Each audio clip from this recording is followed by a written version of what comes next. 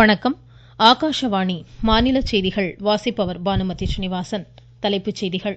நாட்டில் மின்னணு உற்பத்திக்கு உயர் முன்னுரிமை வழங்கப்படுவதாக மத்திய மின்னணு தகவல் தொழில்நுட்பத்துறை அமைச்சர் திரு அஸ்வினி வைஷ்ணவ் தெரிவித்துள்ளார்.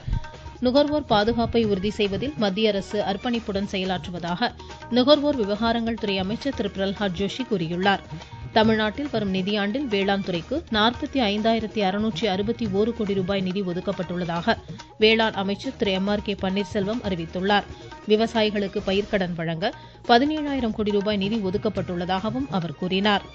தமிழகத்தில் 2ஆம் கட்ட பறவைகள் கணக்கெடுக்கும் பணிகள் இன்று தொடங்கின. மகளிர் பிரீமியர் லீக் 2020 கிரிக்கெட் போட்டியின் இறுதி ஆட்டத்தில் மும்பையில் இன்று டெல்லி கேபிட்டல்ஸ் மும்பை இந்தியன்ஸை எதிர்கொள்கிறது. இனி விரிவான செய்திகள். பிரதமர் திரு நரேந்திர மோடி தலைமையிலான மத்திய அரசு மின்னணு உற்பத்திக்கு உயர் முன்னுரிமை வழங்குவதாக மத்திய மின்னணு தகவல் தொழில்நுட்பத்துறை அமைச்சர் திரு அஸ்வினி வைஷ்ணவ் தெரிவித்துள்ளார்.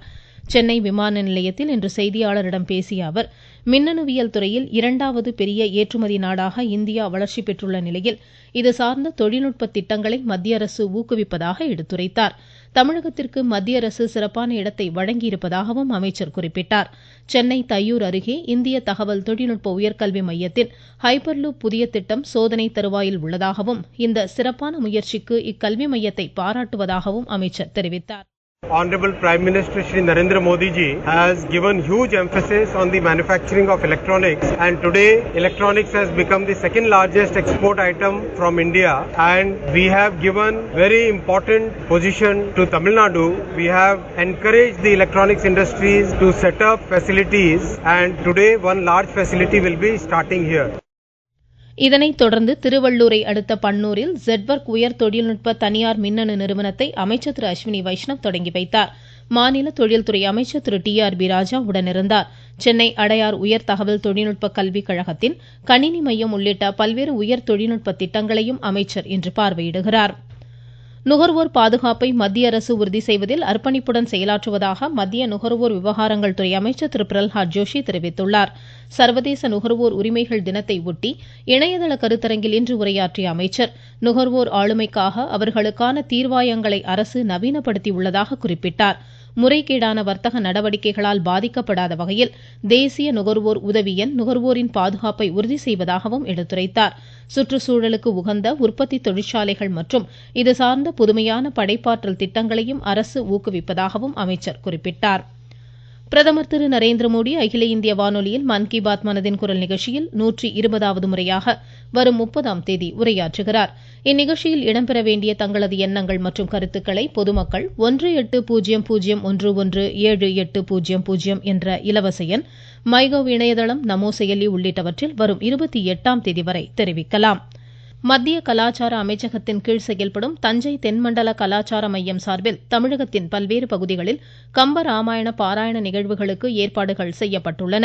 மத்திய கலாச்சாரம் மற்றும் சுற்றுலாத்துறை அமைச்சர் திரு கஜேந்திர சிங் ஷெகாவத் திருச்சி ஸ்ரீரங்கம் அருள்மிகு காட்டழகி சிங்கர் திருக்கோவில் வளாகத்தில் வரும் செவ்வாய்க்கிழமை இந்நிகழ்வை துவக்கி வைக்கிறார். மத்திய தகவல் ஒலிபரப்புத்துறை இணையமைச்சர் டாக்டர் எல் முருகன் காரைக்கால் வானொலி நிலையத்தில் இன்று ஆய்வு செய்வதோடு பல்வேறு நிகழ்ச்சிகளிலும் பங்கேற்கிறார். நீங்கள் கேட்டுக்கொண்டிருப்பது ஆகாஷவாணியின் மாநில செய்தி அறிக்கை. தமிழ்நாட்டில் பயிர் சாகுபடி பரப்பை அதிகரித்து உணவு தானிய உற்பத்தியை உயர்த்திட 160 கோடி ரூபாய் செலவில் சிறப்பு தொகுப்பு திட்டம் செயல்படுத்தப்படும் என்று மாநில வேளாண்மை உழவர் நலத்துறை அமைச்சர் திரு எம்.ஆர்.கே. பன்னீர்செல்வம் தெரிவித்துள்ளார். சட்டப்பேரவையில் 2025-26ஆம் நிதியாண்டிற்கான வேளாண் நிதிநிலை அறிக்கையை இன்று தாக்கல் செய்து பேசிய அவர் இதனை தெரிவித்தார். தமிழ்நாட்டில் டெல்டா அல்லாத 29 மாவட்டங்களில் நெல் சாகுபடி பரப்பினை அதிகரித்து உணவு தானிய உற்பத்தியை உயர்த்திட டெல்டா அல்லாத மாவட்டங்களில் சிறப்பு தொகுப்பு உழவர்களுக்கு வழங்கப்படும் நெல் இயந்திர நடவு மானியம், தரமான சான்று பெற்ற விதைகள் உள்ளிட்டவற்றுக்கு ரூபாய் 102 கோடி நிதி ஒதுக்கீடு செய்யப்படும். டெல்டா மாவட்டங்களில் குறுவை பருவத்தில் நெல் சாகுபடி பரப்பினை அதிகரித்து நெல் இயந்திர நடவு மானியம், தரமான சான்று பெற்ற விதைகள் உள்ளிட்டவற்றுக்கு 58 கோடி நிதி ஒதுக்கீடு செய்யப்படும். வேளாண்மை செழித்திடும் வகையில் 42 கோடி ரூபாய் மதிப்பில் 1000 முதலமைச்சர் உழவர் நல சேவை மையங்கள் ஏற்படுத்தப்படும் என்றார். வேளாண் துறையில் முந்திரி வாரியம், பனை மற்றும் பலா மேம்பாட்டு இயக்கங்கள் தொடங்கப்படும் என்றார். விவசாய தொழில்களை எந்திரமயமாக்கும் பணிகளின் ஒரு பகுதியாக 215 கோடி ரூபாய் மானிய விலையில் வேளாண் இயந்திரங்கள் மற்றும் உபகரணங்கள் வழங்கப்படும் என்றார். இதன் மூலம் புதிய மழைநீர் சேமிப்பு கட்டமைப்புகள் உருவாக்கம், பாசன கிணறுகள் புனரமைத்தல், 130 இடங்களில் வேளாண் இயந்திர வாடகை மையங்கள் அமைத்தல் உள்ளிட்டவை செயல்படுத்தப்படும். மின்சார வசதியில்லாத சுமார் 1000 விவசாயிகளுக்கு சூரிய சக்தியால் இயங்கும் பம்ப் செட்டுகள் வழங்கப்படும். கிராமப்புற இளைஞர்கள் 300 பேரை தெரிவு செய்து வேளாண் பிரிவில் திறன் மேம்பாட்டு பயிற்சி வழங்கப்படும் என்றும் அமைச்சர் கூறினார். தர்மபுரி, கிருஷ்ணகிரி, திண்டுக்கல், ராமநாதபுரம், தூத்துக்குடி, விருதுநகர் மாவட்டங்களில் 31,000 ஹெக்டேர் பரப்பில் 68 கோடி ரூபாய் மதிப்பில் நீர்வடி பகுதி மேம்பாட்டு திட்டம் செயல்படுத்தப்படும். உழவர் உற்பத்தியாளர் நிறுவனங்களுக்கு 10 லட்சம் ரூபாய் வரை பொருளீட்டு கடன் வழங்கப்படும் என்றார். அதிக வரத்துள்ள 50 உழவர் சந்தைகளில் 8 கோடி ரூபாய் செலவில் கூடுதல் வசதிகள் ஏற்படுத்தப்படும் என்றும் அமைச்சர் தெரிவித்தார். உழவர் சந்தை காய்கறிகளை வீடுகளுக்கு நேரில் சென்று வழங்கிட உள்ளூர் இணைய வர்த்தக இணைப்பு ஏற்படுத்தப்படும் என்றார். கரும்புக்கு மத்திய அரசு அறிவித்த ஆதாய விலைக்கு மேல் டன் ஒன்றுக்கு 349 ரூபாய் ஊக்கத்தொகை வழங்கப்படும் என்று தெரிவித்த அமைச்சர், இந்த திட்டத்திற்காக 297 கோடி ரூபாய் நிதி ஒதுக்கீடு செய்யப்பட்டுள்ளதாக கூறினார். தமிழகத்தின் 37 மாவட்டங்களில் 12 கோடி ரூபாய் மதிப்பில் இயற்கை வேளாண் திட்டம், 1 லட்சம் ஏக்கரில் மாற்று சாகுபடி திட்டம், 52 கோடி ரூபாய் மதிப்பில் சிறுதானிய இயக்கம், பசுமை தமிழ்நாட்டை உருவாக்க தமிழ்நாடு வேளாண் காடுகள் கொள்கை, 12 கோடி ரூபாய் மதிப்பில் பருத்தி உற்பத்தி பெருக்கு திட்டம் உள்ளிட்ட அறிவிப்புகளையும் அவர் வெளியிட்டார். ஊட்டச்சத்து வேளாண்மை இயக்கம் என்ற புதிய திட்டத்தின் கீழ் 9 லட்சம் குடும்பங்களுக்கு 75% மானியத்தில் எலுமிச்சை, கொய்யா செடிகள் தொகுப்பு வழங்க 125 கோடி ரூபாய் நிதி ஒதுக்கீடு செய்யப்படும். பாரம்பரிய காய்கறி சாகுபடியை ஊக்குவிக்க 2 கோடியே 40 லட்சம் ரூபாய் மதிப்பில் சிறப்பு திட்டம், வெங்காயத்தை சேமித்து விற்பனை செய்ய கிடங்கு அமைப்பதற்கான மானியத்திற்கு 18 கோடி ரூபாய் ஒதுக்கீடு, விவசாயிகளின் நிலையான வருமானத்திற்காக 8.5 கோடி ரூபாய் செலவில் மலர் சாகுபடி திட்டம் ஊக்குவிக்கப்படும் என்றும் அமைச்சர் கூறினார்.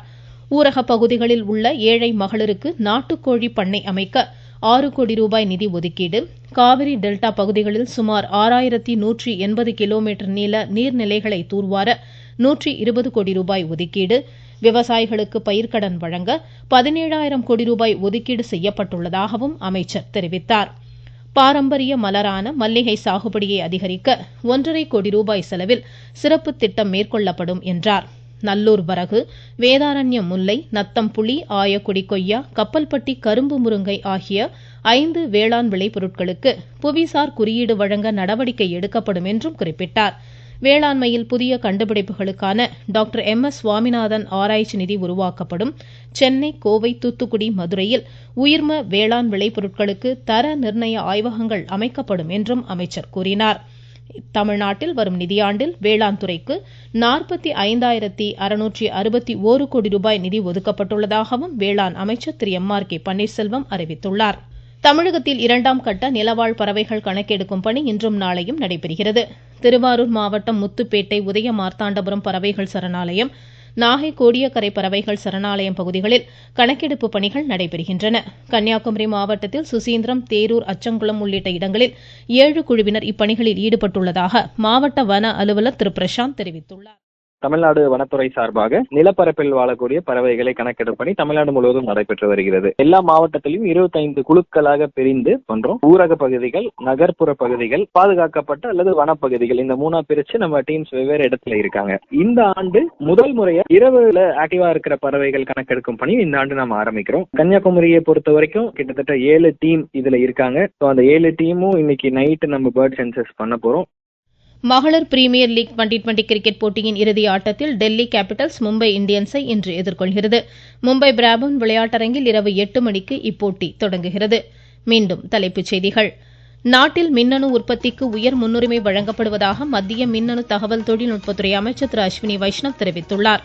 நுகர்வோர் பாதுகாப்பை உறுதி செய்வதில் மத்திய அரசு அர்ப்பணிப்புடன் செயலாற்றுவதாக நுகர்வோர் விவகாரங்கள் துறை அமைச்சர் திரு பிரல்ஹாத் ஜோஷி கூறியுள்ளார்.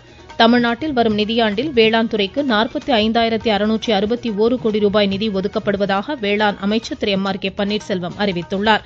விவசாயிகளுக்கு பயிர்க்கடன் வழங்க 17,000 கோடி ரூபாய் நிதி ஒதுக்கப்பட்டுள்ளதாகவும் அவர் கூறினார். தமிழகத்தில் 2ஆம் கட்ட பறவைகள் கணக்கெடுக்கும் பணிகள் இன்று தொடங்கின. மகளிர் பிரீமியர் லீக் 2020 கிரிக்கெட் போட்டியின் இறுதி ஆட்டத்தில் மும்பையில் இன்று டெல்லி கேபிட்டல்ஸ் மும்பை இந்தியன்ஸை எதிர்கொள்கிறது. இத்துடன் இந்த செய்தியறிக்கை நிறைவடைந்தது.